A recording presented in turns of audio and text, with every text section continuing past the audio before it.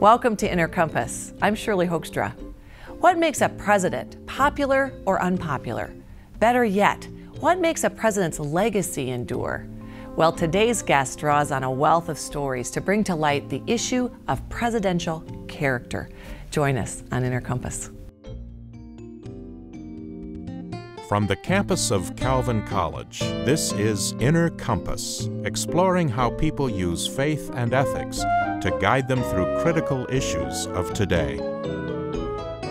My guest today is presidential historian and biographer Richard Norton Smith, who served as the director of 5 presidential libraries, those of Hoover, Eisenhower, Reagan, Ford, and Lincoln. He is currently a scholar in residence at George Mason University. Welcome, Richard. Thanks. Nice to be here. You know, everybody has opinions about presidents. It's not an office for which you are perhaps quiet. People like to say they were good or bad or excellent or atrocious. I mean, really the adjectives are extreme. So when we think about what makes a good president in a legacy way, what do you think it is? First thing to remember is you're absolutely right. Everyone has an opinion about a president. The important thing, at least from the historian standpoint, is not the contemporary opinion of the president. When we talk about a legacy, that legacy is something that isn't decided the day he leaves office. It's something that will evolve with time. It's really why they don't care about opinion polls.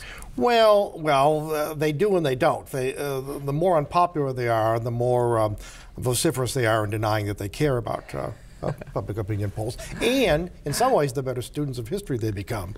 One reason why Abraham Lincoln is as beloved as he is among his successors is he is in many ways a patron saint of every embattled or unpopular president. We forget that Lincoln was hugely controversial during his lifetime, not just in the South, which after all had left the Union, but in the North as well. And I think presidents as disparate as Harry Truman and George W. Bush have both identified with Lincoln for a number of reasons, but not least of all because while making unpopular decisions and seeing their poll numbers tank, they look to Lincoln and his historical example, and they find some consolation as well as inspiration. Because it's been redeemed in a way. Absolutely. Yeah. You know, you cannot form a judgment of a president while he's still in office. You're welcome to your opinion. Right. But Richard Nixon said famously it would take 50 years for people to write objectively about him, particularly if you're a polarizing president. Nixon comes to mind, difficult things. Bill Clinton comes to mind, and George W. Bush comes to mind. The fact is, it takes time for those passions, that anger, to cool. It takes time for historians to get access to the papers. And it takes time for perspective to form. So that's why we won't know. One other factor, if you look at George W. Bush, 20, 30, 40 years from now, he'll no longer be judged against himself. He'll be compared with several successors who had to deal with the same issues, the same problems with which he dealt.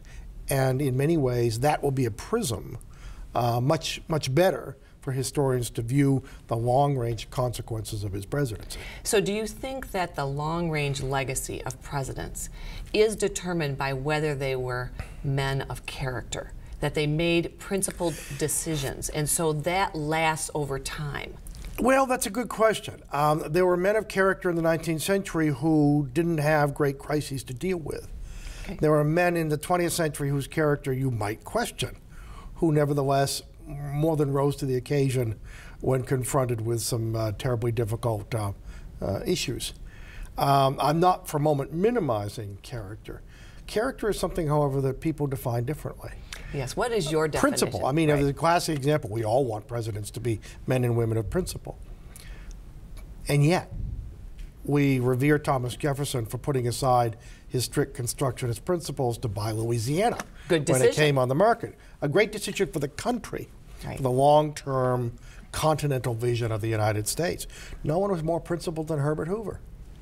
And in some ways, his principles became a ball and chain that prevented him from having the necessary flexibility and imagination and yes, creativity to deal with an economic situation the likes of which no one had ever confronted before. So a president said it's not doing what's right, it's knowing what's right. Well, that's true. Lyndon Johnson used to say that's the hardest thing for a president. Right, so for Hoover... But in a sense, there's what I would call political character. Okay, what is that? And there's personal character. Political character is a number of qualities that permits a president, that enables a president to adapt to situations, who brings to the job political skills. It is the most political job in the world. Every face up on Mount Rushmore, including George Washington, is the face of a natural-born politician. And Washington's genius as a politician was to convince everyone, beginning with himself, that he was no politician at all. Oh. A great politician, Lincoln was the greatest politician who ever lived in the White House. Why? Number of things. Because there's a combination of bedrock principle. Okay. This was a war, a terrible war, a war that cost 600,000 lives, and yet ultimately, in no small measure, for spiritual reasons, Lincoln concluded that it was almost divinely willed. This was a war of expiation for the sin of slavery. Now, at the beginning of the war, Lincoln didn't see it that way. This was a war about interpreting the Constitution. Right. Over time, Lincoln, with his political character, came to see the deeper truth that a war about states' rights could only be justified as a war about human rights. So he actually gained wisdom and understanding. He did. He grew profoundly in office. That's another quality, seems to me, of political character. Lincoln had this amazing capacity to grow. He grew spiritually. He grew politically. He grew in his profound understanding of the American people. You know, one of the fascinating things about Lincoln is even then he understood there was a bubble. Now, it wasn't a bubble like modern presidents live in. Right. In Lincoln's time, you could walk in the White House. There was no security. Middle of the Civil War, you could walk in, stand outside the president's office, wait if you were an office seeker, if you wanted a contract with the government, if you just wanted to shake his hand or complain. And 2 mornings every week, Lincoln met the public. Wow. And people said, Mr. President, you're wasting your time. We have a war to fight. You're losing your strength in all this. You really should be doing something else. And Lincoln understood there was nothing more important that he could be doing than what he called his public opinion bath. No pollsters in the 19th century. Right. Only a president with very shrewd political instincts, reinforced or challenged by face-to-face contact with the American people. So it kept his feet on the ground. Kept his feet on the ground. He was grounded. That's the combination of personal character and political character comes down to whether you're grounded. You think of someone like Harry Truman. Well, there's humility in that, too. Humility, absolutely. It's perspective, it's humility, it's an understanding that the bubble is a danger, that much of this is artificial, that you're there for only 4 years or 8 years, but in any event, you're a temporary steward for the American people. Right. But if you think of people who are grounded, you think of people like Harry Truman, you think of people like Gerald Ford, people whose values transcend their politics or any office that they happen to temporarily hold. Harry Truman once said, apropos of the growing mania for polls, even in the 1940s, he said, I wonder how far Moses would have gotten in Israel if he had stopped to take a poll. Right. Well, you know, that's courage, and that's character. Yeah, so let's talk about courage and character, because it seems to me that a leader has to be able to continue in a direction that they think is right in the face of opposition. But that's a very fine line, because absolutely, you have to be able to put aside what may be temporarily popular. And yet, in a democracy, you don't ever want to shut out the voices of the people. Right. And so you're on this tightrope. And that's in part where not only character, that's where political judgment comes into play. Judgment is part of political character. Right. It's that instinct, it's a sixth sense for knowing how far to push something, when to temporarily, because you can never do it permanently, when to temporarily disregard the popular clamor, and mostly how to try through your own ability to communicate and the tools of modern media, how you can try to convert that clamor into, if not support for your policies, then at least to a greater degree of understanding. And again, that was Lincoln's political genius. He didn't have television. Right. He didn't have the internet. No, he was a great orator. He was but above all, he was a great writer. Oh, really? He was the greatest writer ever to be president. And he had been a lawyer, and he thought like a lawyer, severely rational. Right. If you look at his great speeches, are all very brief, and they're all extraordinarily logical as well as eloquent. Right. And in some ways, he flattered his audiences into believing, that they could, respond to these substantive. Now, that's persuasion, though. I mean, look, the president, Harry Truman, said the main job of the modern president is to persuade people to do what they don't want to do, but that they know deep down they ought to do. Right. So he has to be a spokesperson for that, the champion. He has to marshal that Teddy action. Roosevelt called it the bully pulpit. There you go. Up until the beginning of the 20th century, with some exceptions, Lincoln being one, Andrew Jackson being another, the presidency was seen by the founders as a primarily administrative job. Okay. The job of the president was to carry out what Congress passed. Okay. It was a much more even balance. If anything, it was weighted somewhat in favor of the legislature. Not That the is executive. not the case. That is not the case. And there are a number of reasons for that. War always centralizes power in the executive. Sometimes it leads to the abuse of power. Right. Presidents like to cite Lincoln, and when he suspended habeas corpus, to justify virtually anything. Richard Nixon said that his administration was a wartime presidency, that it was unfolding amidst scenes of civil disturbance, not unlike the Civil War, and therefore he and those around him were justified in what many people regarded as abuse of power. Well, this is where character and compromise they butt heads, because in a war situation, you would say, well, safety is going to have to be the rule of the day, and I may have to compromise a principle in order to keep people safe, but then your character is assassinated. But Lincoln, again, famously, when Lincoln suspended habeas corpus, and there's a huge outcry, and it's still debated. There are people who think Lincoln was an incipient dictator. And Lincoln, being Lincoln, brilliantly said, look, I'm suspending one clause of the Constitution to save the rest of the document. Right. I'm suspending one sentence to save it from men who would destroy the whole thing. Right. And then, with his genius for colloquial, homely, universally understood phraseology, he said, sometimes it's necessary to amputate a limb to save a life. It's never wise to amputate a life to save a limb.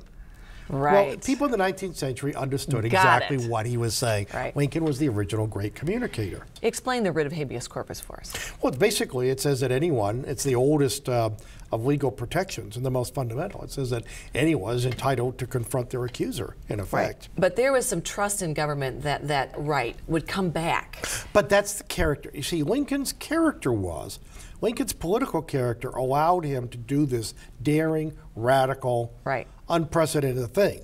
Lincoln's personal character was such that a critical mass of people understood that this was in fact a temporary, necessary expedient, and that it would not lead to dictatorship. After all, Lincoln said we're fighting a war for popular self-government. We're not fighting a war to aggrandize a tyrant in the White House. Look at geography. Washington, D.C. is like a nut in a nutcracker between Maryland to the north, Virginia to the south. Virginia had already seceded. The Maryland legislature was making noises about secession, so Lincoln basically locked up the Maryland arrested legislature. People. Yes. Yes. And guess what? Most historians, I think, will agree, like Jefferson violating his constitutional principles to buy Louisiana, or Nixon, the great anti-communist, going to China and in effect betraying our old ally in Taiwan. There's no shortage of criticism at the time, but in the long view of history, it's defined as statesmanship. Well, but it also requires trust in government. And when the trust in government continues to weaken, then when you have to take extraordinary powers, okay, we're facing this with Guantanamo Bay, we're facing this with some of the other kinds of extraordinary acts since 9/11, then you say, wait a minute, our government's going too far, and we don't trust that it will come back. The genius of American democracy is that it's a self-correcting mechanism. Why is that? That's because of who we are. It's because of our political character. It's because of our values, our history, our commitment to the very qualities that Lincoln fought a civil war to uphold. Right. The three branches of government allow for us to have this self-correcting mechanism. However, the legacies of presidents and their characters will be shaped, at least initially, by those kinds of decisions. And fortunately, in our governmental system, we as a people get to vote, exercise our opinions by having someone else come in. You know, it's a paradox. If someone came from Mars and sat in an American living room and watched Fox and watched MSNBC, they would be forgiven for concluding that the American people are, 50% are dyed-in-the-wool, left-wingers, right, and 50% think that Rush Limbaugh is God. Right. Guess what? That's not the case. Right. Most Americans are at their core pragmatists. They're not ideologues. They want to make things work. They want their government to do the decent thing. Mm-hmm. They care about people in need. Right. At the same time, they entertain some healthy skepticism about social engineering. They want to reserve as much power to themselves to make public policy, to run the economy, to generate jobs. Right. So they have all this responsibility, and they also need to have the wherewithal to do it. And what that produces in the electoral arena is a pendulum that, when it swings very far to the right or the left, doesn't stay there very long, and it tends to swing back consequently. But as we become a smaller and smaller globe, and as the rest of the world looks on the United States and the quality of our leadership, we have lost some credibility. We've lost some credibility with the presidents who have lied to us as an American people, and maybe or maybe not said they were sorry. But there is a cynicism that has grown up not only in the United States but in the world. So you have. But again, and when I say self-correcting, there's nothing automatic about this. Okay. We have to make sure that those self-correcting mechanisms work. But without being partisan here, the fact of the matter is there's a marvelously regenerative quality in the American people. And it's often put to the test at moments of greatest crisis. Whatever you think of FDR and the New Deal, there is no doubt that Franklin Roosevelt saved democratic capitalism from itself in many ways in the 30s.